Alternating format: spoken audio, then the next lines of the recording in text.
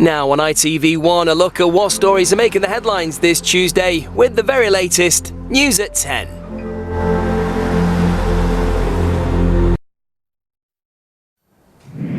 Israel and Hamas on the brink of a deal to end the 15-month-long war in Gaza. As talks enter the final hours, the conflict continues, the number of deaths still rising. In Jerusalem, hostage families urge Israel's Prime Minister to accept the deal, as reports suggest Hamas have agreed to a draft peace plan. Over the past several weeks, our intensive efforts have brought us to the brink of full and final agreement. The deal is ready to be concluded and implemented. I believe we will get a ceasefire.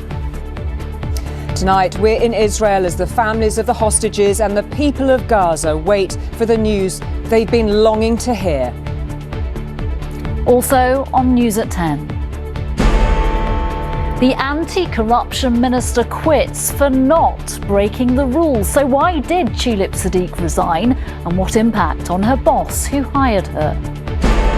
Kate says she's in remission and returns to the hospital where she was treated for cancer, thanking the staff who quietly walked alongside her and William.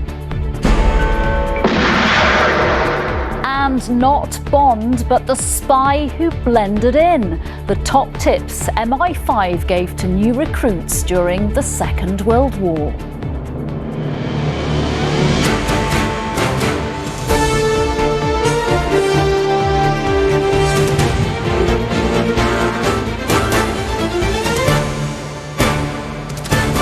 This is ITV News at 10 with Julie Etchingham in Tel Aviv and Nina Hossain in the studio. Well, good evening from Israel, where talk of peace after 15 long months of war echoes through the ether here tonight. A ceasefire deal between Israel and Hamas has yet to be signed, but all sides do agree that it is tantalisingly close. Hostage families are holding their breaths. The war-weary people of Gaza, survivors of Israel's onslaught, are desperate for progress too, of course, and aid. The United States and Qatar, which have been refereeing talks for a year now, said agreement is nearer than ever before. Both Joe Biden and Donald Trump, just a week from office, of course, are claiming credit for getting it this far. Well, the all-important details of a ceasefire agreement demonstrates that even if it becomes a done deal, there are plenty of chances where it could go wrong. The path to peace is likely, of course, to be a rocky one. Rachel is going to take us through it. Rachel. Thanks, Julie. Good evening. So negotiators from Israel and Hamas, now in the same building, which is progress in itself in Doha, are working their way through a draft agreement. Nothing's finalised, but it's understood that the ceasefire deal on the table would be split into 3 phases, each lasting for 6 weeks. It comes with a hefty dose of caution too.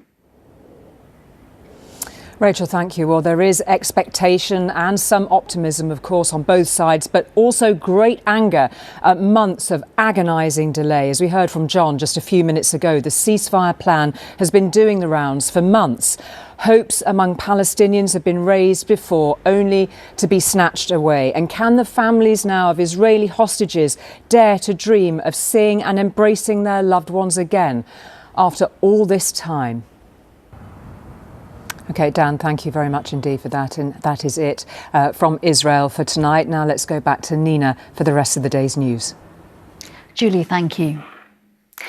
The arbiter of ministers' behaviour said she hadn't broken the rules, yet the colourful career of junior Treasury Minister Tulip Sadiq is over for now. She resigned from her job, saying she didn't want to be a distraction from the work of the Labour government. As the Minister for Anti-Corruption in the city claims she had benefited from corruption in Bangladesh, where her aunt was Prime Minister, didn't sit well.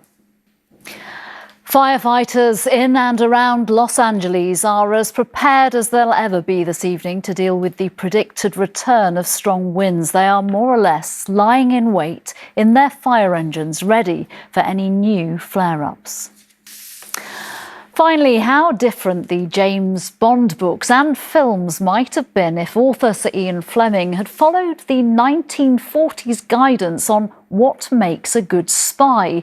The now declassified advice was published today. The overwhelming rule then: be as dull as possible, do nothing to attract attention. So titles might have included Dr. No Distinguishing Features, From Runcorn with Love, and You Only Live Once.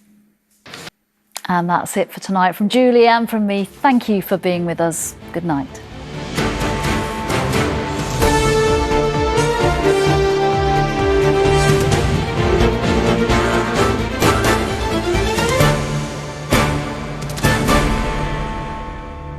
A victory for 75-year-old Elaine Yates, who moments after appearing on this programme was told